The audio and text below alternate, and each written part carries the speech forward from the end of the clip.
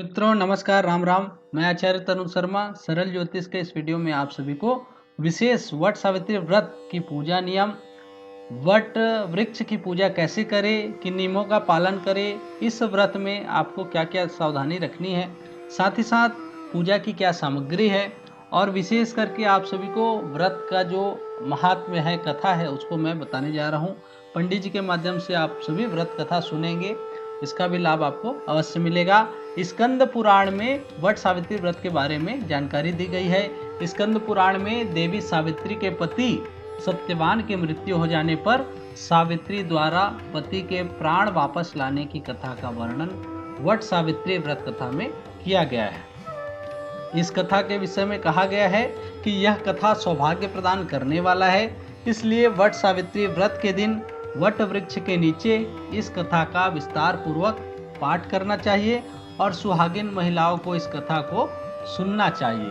विशेष करके वट सावित्री व्रत में आपको पूजा सामग्री जो आवश्यक है उसको मैं बता रहा हूँ। सावित्री सत्यवान की मूर्ति, कच्चा धागा, बांस का पंखा, लाल कलावा, बरगद का फल, धूप, मिट्टी का दीपक, घी, फल में आप आम, लीची या कोई फल ले सकते हैं, फूल, बतासे, रोली या कुमकुम, लाल रंग का जो कुमकुम है उसको विशेष ध्यान रखें, कपड़ा, इत्र, कपड़ा जो चढ़ाने का अलग होगा और बिछाने के लिए अलग, वहाँ पे अगर आप एक चौकी बना रहे हैं तो इत्र, सुपारी, पान, नारियल, सिंदूर, दुर्वा, घास, चावल, ये सभी को मिलान कर लेवे, और मिठाई या घर से बना हुआ जो सामग्री है, जल से भरा वाला कलश है, ये सभी चीज़ों को आप चाहे तो स्क्रीनशॉट ले सकते हैं।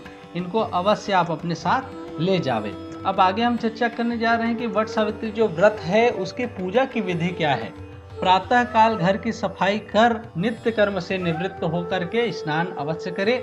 स्नान के बाद गंगा जल मिला हुआ पवित्र जल पूरे घर में छिड़काव करें। इसके बाद बांस की टोकरी में सप्त धान्य भरकर ब्रह्मा की मूर्ति की स्थापना करें।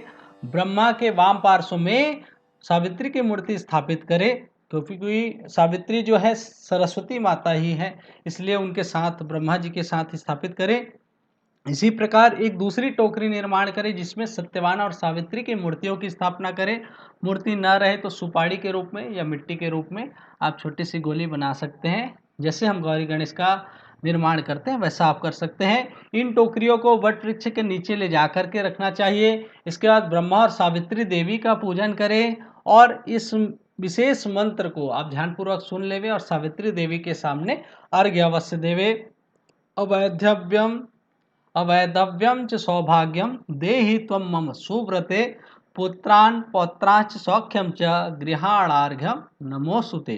इसके बाद सावित्री तथा सत्यवान की पूजा करके बड़ की जल में पानी दे। अब इसके बाद आपको क्या नियम ध्यान रखना है उसको मैं बताने जा रहा हूँ। निम्न श्लोक के माध्यम से आप देख भी सकते हैं। वट वृक्ष की प्रार्थना करें।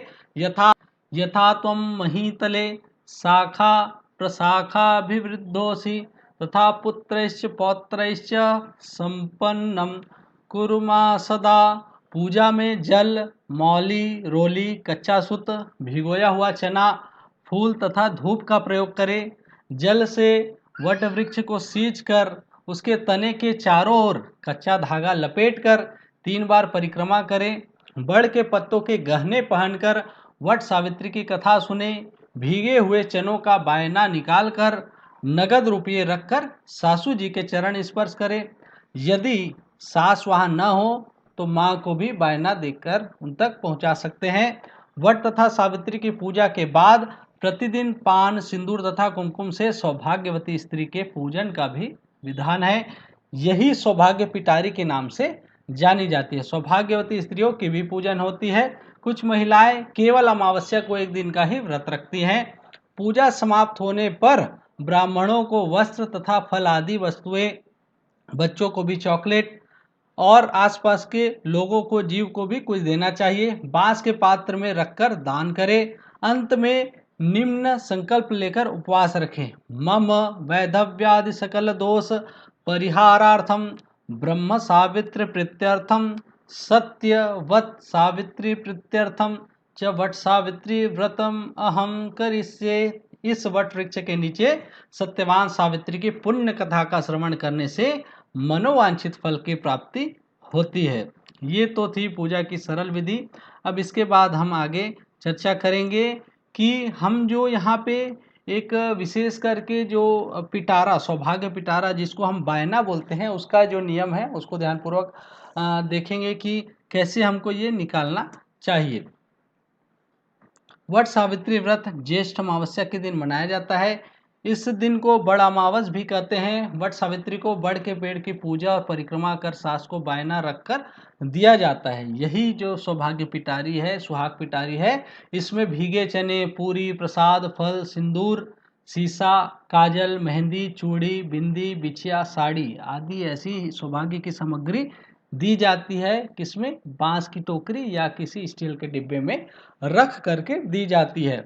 अपने सामर्थ्य के अनुसार दक्षिणा देकर सास के या माँ के या बड़ी दीदी के पैर छू करके आशीर्वाद लिया जाता है। इसके अलावा धूप, दीप, घी, बांस का पंखा, लाल कलावा, सुहाग की सामग्री, कच्चा सुत, बरगद का फल, जल भरने के लिए कलश और थाल से इस व्रत में थाली सजाई जाती है।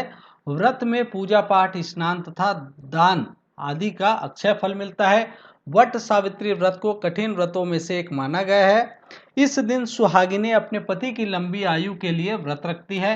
मान्यता है कि वट सावित्री व्रत के दौरान विधि विधान से पूजा करने से पूजा का पूरा फल सबको मिलता है। आप सभी को पूजा का पूरा फल मिले, इन्हीं मनोकामनाओं के साथ इस वीडियो को यहीं पे विराम देता हूँ। साथ ही साथ अगला जो वीडियो है वो व्रत कथा के बारे में, संपूर्ण व्रत कथा के बारे में, उसको अवश्य सुने। और जब पूजा हो जाए, पूजा होने के बाद इस कथा को अवश्य सुने। आप सभी पर ब्रह्मदेव की, सावित्री माता की और हमारे सभी कुल के देवी आदि जो वट वृक्ष में निवास करते हैं, ब्रह्मा विष्णु महेश आदि सभी की कृपा आप सब पर बनी रहे। इन्हीं मनोकामनाओं के साथ इस वीडियो को यहीं विराम देता हूँ। नमस्कार, धन्यवाद, राम राम, जय सिया राम।